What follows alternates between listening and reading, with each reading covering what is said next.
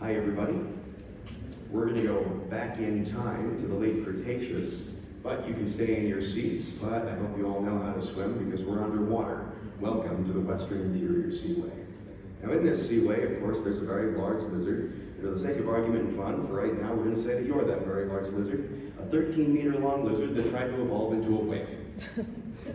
And so let's say that you're this 13-meter-long lizard and you're just swimming along, minding your own business, when bang, some jerk comes along and tries to put the moves on your territory, your resources, and your lady lizards. Well, that's quite frankly very rude. And so you show him how big you are, but he's pretty big too. So you shove him, and he just shoves you right back. Well, now this is going nowhere. So there's only one reasonable thing left to do for any civilized mosasaur. Bite his face. Well, obviously, Blue Boy, my teaching assistant here, is going to take a pretty big mark from a 13-meter-long lizard biting him. But if he survives, evidence of healing should show up in his fossils. These are called paleopathologies. But this begs the question, can paleopathologies be used as evidence of these competition behaviors? Well, the answer is yes, as we've seen in several amazing talks and posters throughout this week by people like Christiana Garros and Jeremiah Robinson, and several others, but stick around because I have things to say as well. And of course, this is true in the published record as well. Brown et al. 2022 supported competition behaviors in tyrannosaurs, and Clarke et al. 2009 supported competition behaviors in ceratopsids.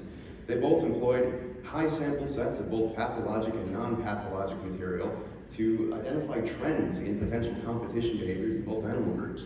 But this has not been done yet in my area of interest for right now, the mosasaurs. And that's what I set out to do. Now, of course, that's not to say nobody's never made note of potential competition behaviors in mosasaurs. Of course they have, but so far this has all been idiosyncratic. Nobody has identified any possible trends in these competition behaviors. And so, first thing that I did was I looked at the literature to identify those trends. And of course I found some.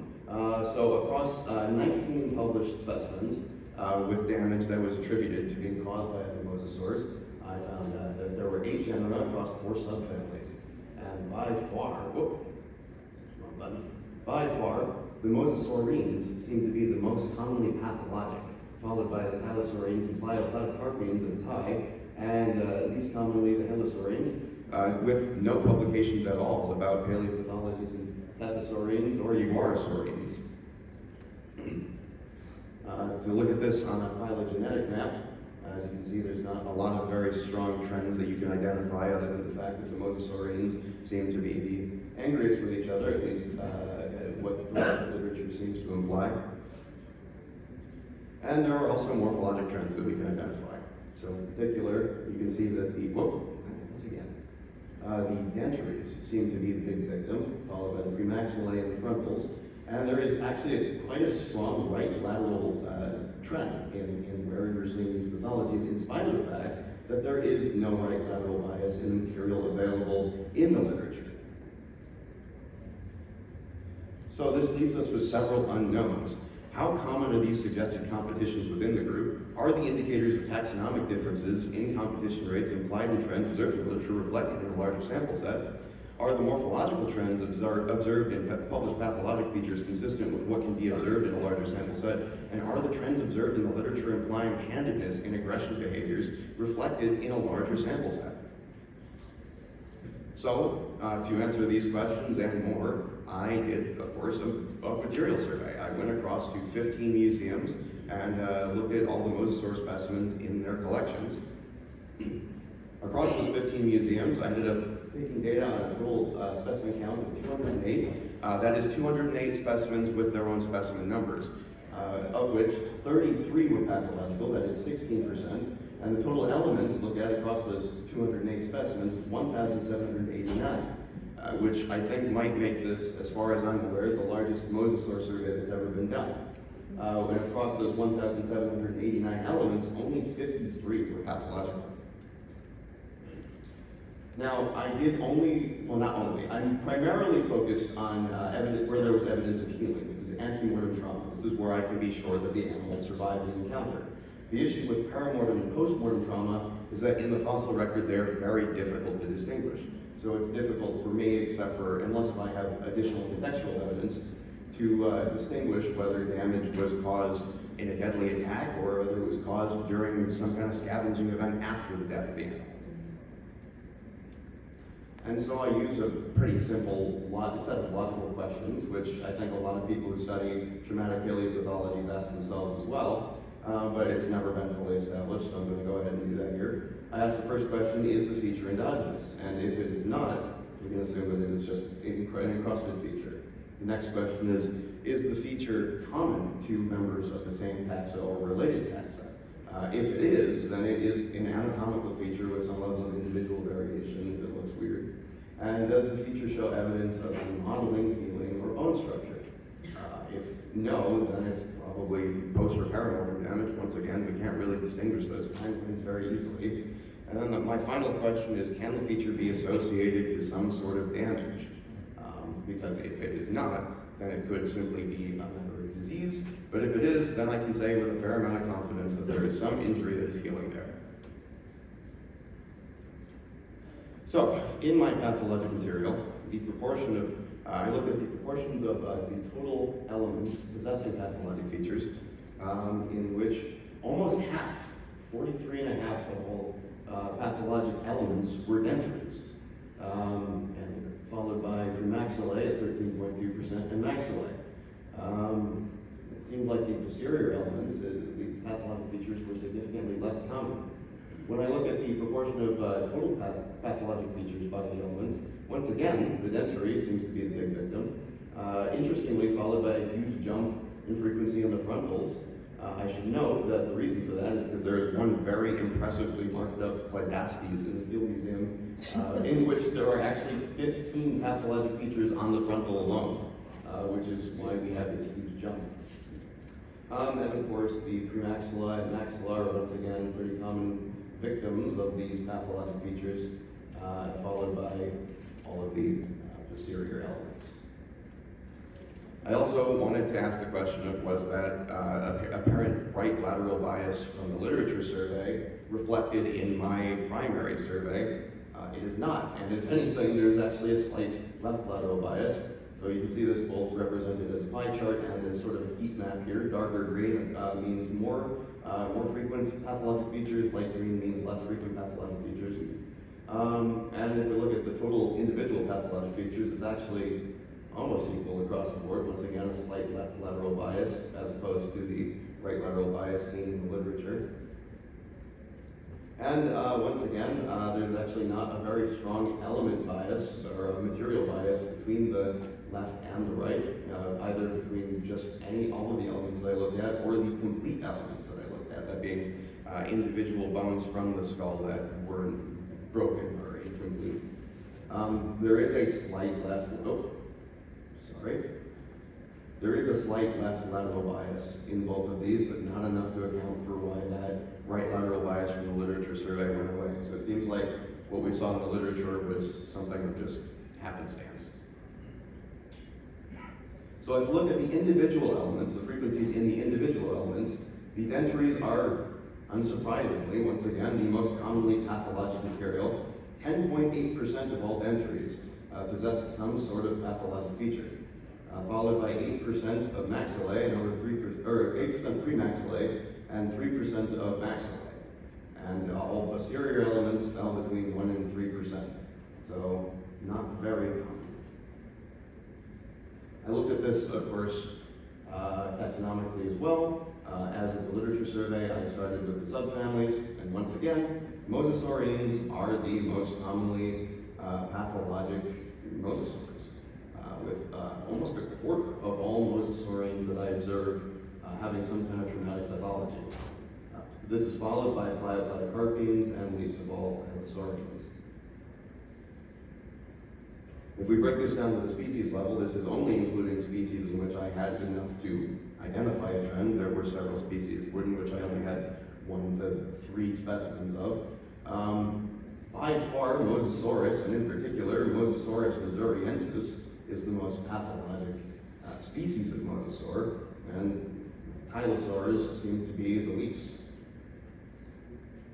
So I've got a few major takeaways. A relatively small minority of mosasaur specimens possess dramatic pathologic features on their skulls, 16% of overall specimens and 3% of overall elements. Dentaries are the most commonly pathologic element, almost 11%, followed by premaxillae, maxillae, and all other elements. Anterior and ventral elements are likely most subject or exposed to aggression, and there is no evidence of right-lateral handedness in the larger sample set. Mosasaurines are the most commonly pathologic subfamily, with a quarter of all individuals being pathologic, and in particular, Mosasaurus missouriensis is by far the most commonly pathologic species, with almost 60% of all individuals being pathologic, which is comparable to tyrannosaurs. I've also done a few things that I have not been able to give the attention that they deserve in the time that I have here, so if you have questions afterwards, feel free to approach me. I looked at the frequencies assessed at the genus level, the frequencies assessed at formation level by genus, did some light assessment of morphological placement of unhealed features, which does actually have a different trend than the healed features. And I looked at some comparison in frequency and morphology of healed features in modern analogs, including alligator, varanus, and other Toxicomorans.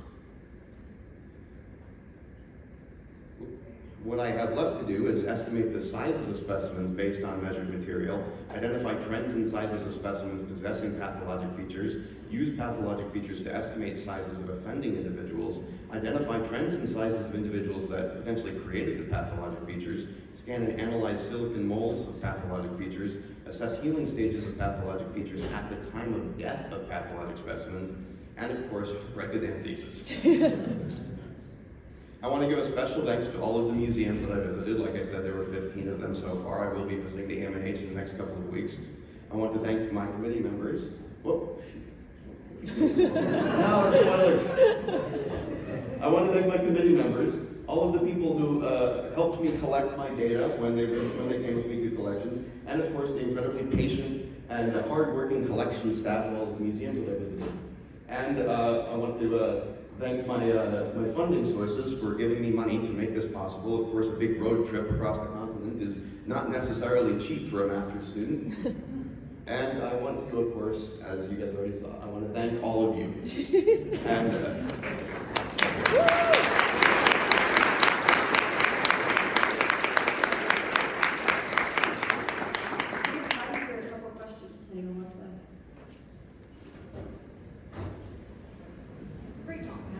thank you. Is there any evidence that these pathologies could have been made by something other than another mosasaur? Yeah, so in their environments, there's not really a lot of large predators other than mosasaurs with the types of teeth to create the marks that I've been seeing. In particular, the punctures and gouges are not things that could very easily be explained by shark bites. Sharks have remarkably thin teeth, but what I'm seeing are pretty deep gouges and round punctures, which the only thing big enough with teeth like that in those environments is mosasaurs. That we found. I mean, there could be something mysterious lurking in the depths that we haven't found yet, but it kind of comes down to parsimony that I'm not sure what else it could be. Yeah. Thank you so much for your research. I had a question about any of the post-cranial elements that you might have investigated for this research. Did you investigate any of the cervical vertebrae in any of the specimens? So, this was mostly a skull survey for the sake of the fact that I only have 2 years. But I did look at a few post-cranial elements. It seems to me that the types of marks that I was seeing, at least in where I was able to observe post-cranial elements, are significantly less common. I did see one rear paddle from a Plioplatecarpinae. Of course, there's the Jormungandr in North Dakota that has neck punctures that appear to be unhealed when I looked at them, but there doesn't seem to be much in the post-crania that I've looked at. Again, that wasn't the major part of my study, and there hasn't really been a lot in the way of the published literature either in that regard. Got it, thank you. Yeah.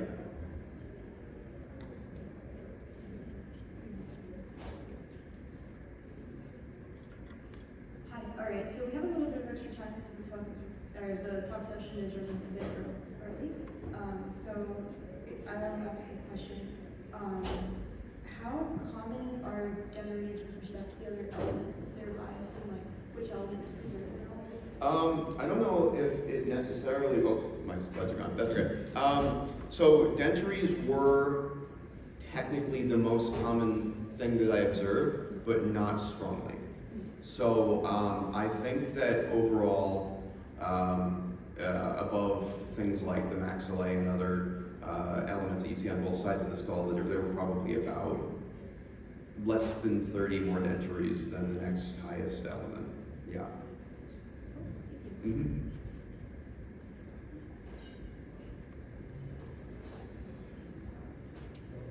All right. Okay. Thank you.